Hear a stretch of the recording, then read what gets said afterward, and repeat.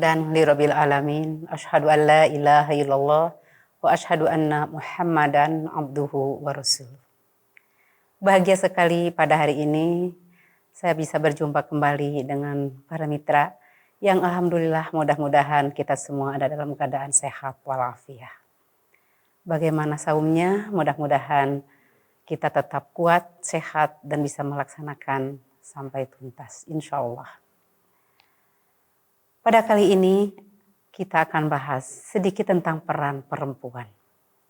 Peran perempuan yang berhubungan dengan peran ibu.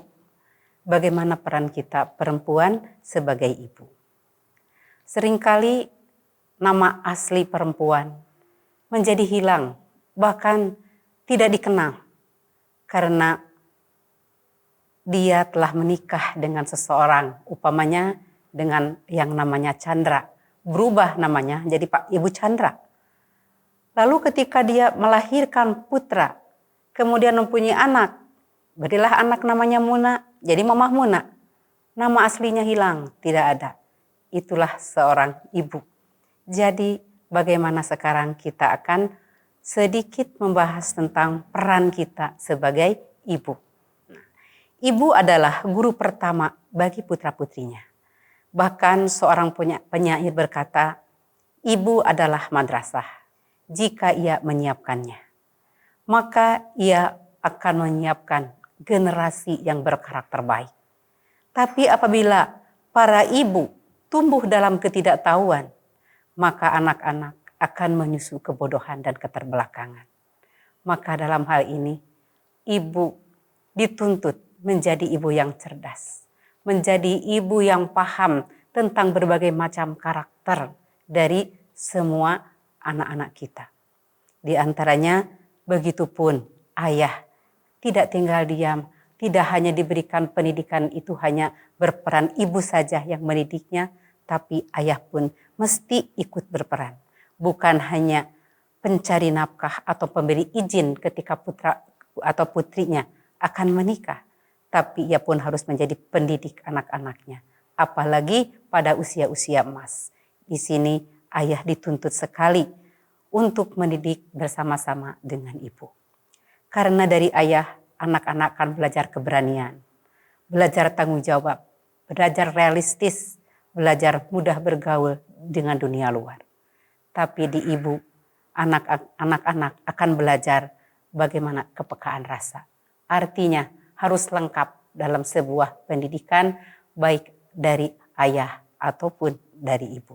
Dan kita sekarang akan bahas sedikit tentang bagaimana peran kita sebagai ibu yang disebut Madrasatul Ula. Yaitu ibu sebagai pendidik yang pertama bagi putra-putrinya. Maka kita akan menjadikan rumah kita sebagai sebuah lembaga pendidikan untuk putra-putri kita. Lembaga pendidikan yang istimewa. Karena dididik oleh guru yang istimewa, ialah ibu sebagai pendidiknya. Di antaranya langkah-langkah kita, peran-peran kita sebagai ibu pendidik putra-putrinya. Ada 3 hal yang perlu kita berikan pendidikan tersebut kepada putra-putri kita. Yang pertama adalah pendidikan akhlak. Dalam sebuah hadis dikatakan, adibu auladakum ala salasihi sholin. Didiklah putra-putrimu dalam 3 hal. Yang pertama adalah hubi nabiyikum, cinta Nabi. Yang kedua, hubi ahlul baiti, cinta kepada ahlul baitnya. Dan yang ketiganya adalah ajarkan tilawatil Quran. 3 hal yang menimbulkan pendidikan akhlak bagi putra-putri kita. Yang tentu saja pendidikan akhlak ini banyak diberikan di rumah. Karena jarang pendidikan yang berhubungan dengan akhlak diajarkan di tempat-tempat lain. Karena pendidikan akhlak itu perlu adanya keteladanan daripada kedua orang tua. Maka disinilah kita sebagai ibu harus memberikan keteladanan yang terbaik. Sehingga menjadikan contoh kepada putra-putrinya, contoh teladan yang terbaik pula. Dalam yang pertama tadi dikatakan, dalam pendidikan akhlak harus diajarkan hubi nabiyikum, cinta kepada Nabi.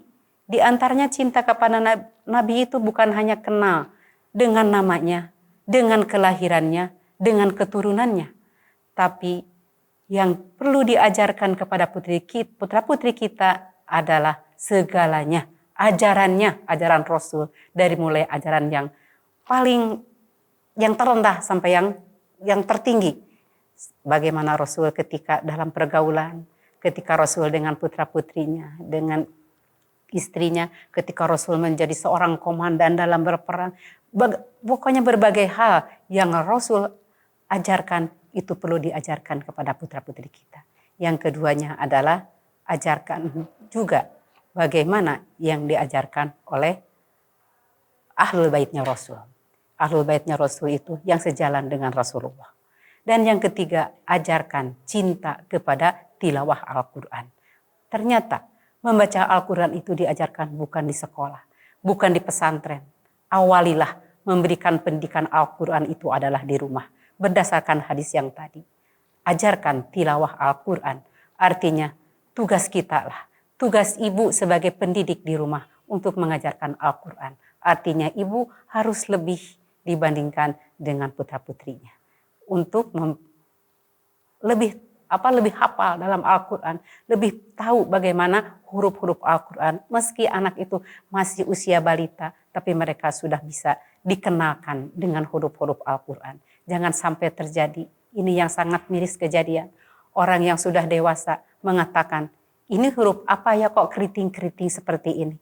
Nah, itu mengatakan huruf keriting-keriting kepada Al-Quran. Karena gak pernah bertemu dengan Al-Quran sejak kecil.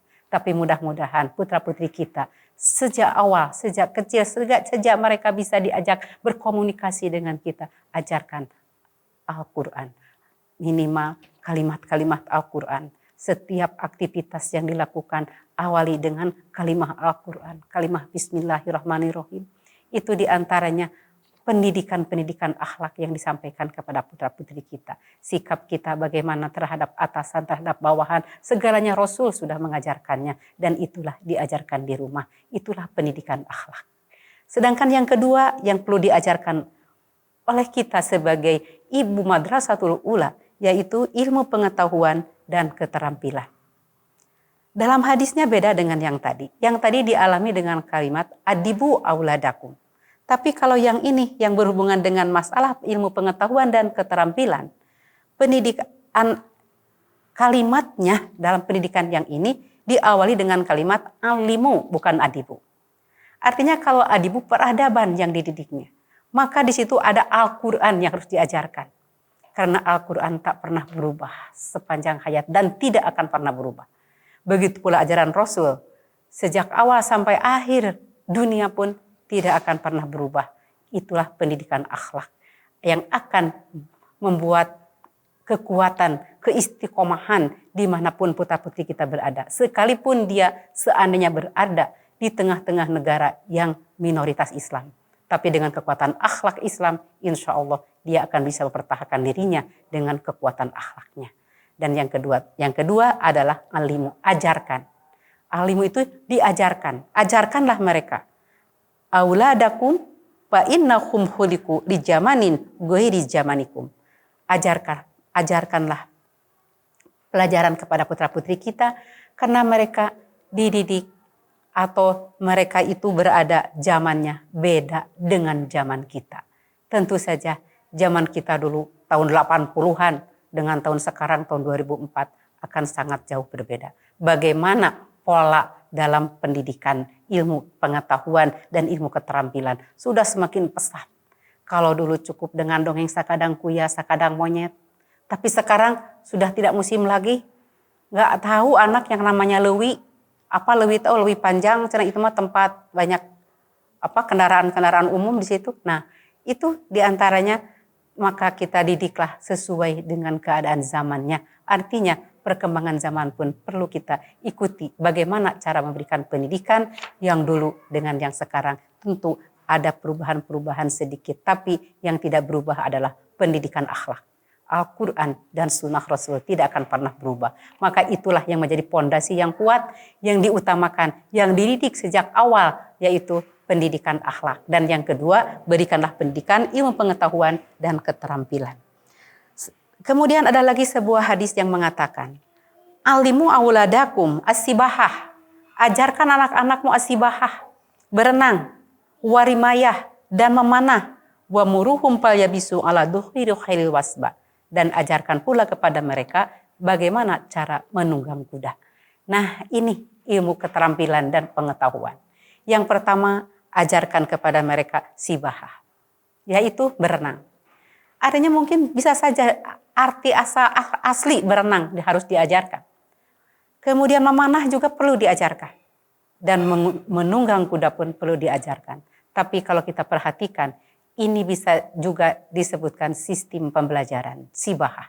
Sibahah itu berenang, diajarkan bagaimana teori, bagaimana contoh, dan bagaimana kita mempraktekannya. Artinya di rumah kita ajarkan bagaimana kita memberikan contoh keteladanan kepada putra-putri kita, teorinya seperti apa, kemudian sama-sama kita melaksanakan dalam prakteknya. Kemudian kalau rimayah, melihat kekuatan anak, punya potensi apa putra-putri kita, maka arahkan, karena panah pun ada sebuah arahan yang harus terarah anak panahnya itu kepada tepat sasaran. Maka kita pun dalam mendidik putra-putri kita, lihatlah apa potensi yang ada pada anak tersebut, sehingga kita mengarahkan sesuai dengan potensinya. Dan yang ketiganya adalah ajarkan menunggang kuda. Artinya menunggang kuda tidak kegiatan di rumah, artinya di luar. Bagaimana anak bisa bergaul di luar? Bagaimana saatnya harus kencang, harus lurus, harus belok kanan, harus belok kiri, ibaratnya seperti itu tuh. Kalau dia sudah punya keterampilan naik kuda, insya Allah puncak gunung pun akan tercapai. Nah, itulah 3 hal yang diajarkan dalam pendidikan keterampilan. Dan yang terakhir yaitu pelajaran ibadah. Ibadah ini pokok yang sangat penting, yaitu dalam sebuah ayat diterangkan surat Toha ayat 132. Wa'mur ahlaka bisolat wastabir 'alaiha wala nas'aluka rizqa nahnu narzuquka wa aqibatul littaqwa. Nah, ini sangat penting sekali pembelajaran tentang sholat, karena baiknya seseorang amalnya tergantung bagaimana baik buruk sholatnya. Buruk sholatnya maka akan memperburuk amalnya. Baik sholatnya, beres sholatnya, maka akan beres segala amalnya. Maka disinilah perlu kita ajarkan bagaimana sholat yang tepat untuk putra-putri kita. Jadi kita berperan sebagai ibu, sebagai pendidik dalam rumah, di antaranya 3 hal yang perlu kita jangan lupa. Tadi 3 hal yang perlu disampaikan. Yang pertama pendidikan akhlak, yang kedua keterampilan, dan yang ketiga adalah pokok-pokok dalam peribadahan. Insya Allah putra-putri kita akan menjadi putra-putri sesuai dengan harapan kita dan bisa mendoakan kepada kita semua. Itu saja barangkali yang dapat saya sampaikan tentang peran kita sebagai ibu di rumah. Aqulu qauli hadza wastaghfirullaha li wa lakum. Wassalamualaikum warahmatullahi wabarakatuh. Berbakti tegakkan kalimat